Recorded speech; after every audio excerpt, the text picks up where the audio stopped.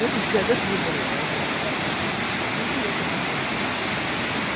Well, suffice it to say, we got just a bit of rain in the last few days, and this is probably the only time we'll see this puppy moving in the next, 7-8 years. It seems to be the cycle. 6 to 8 year winter weather cycles. So yeah. And now there's the next waterfall. This, by the way, is about as close as I ever want to be to one of these suckers.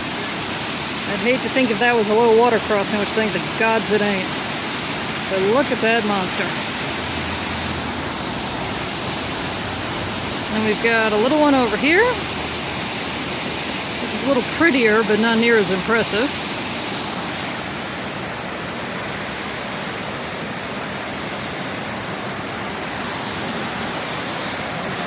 I'm not going to.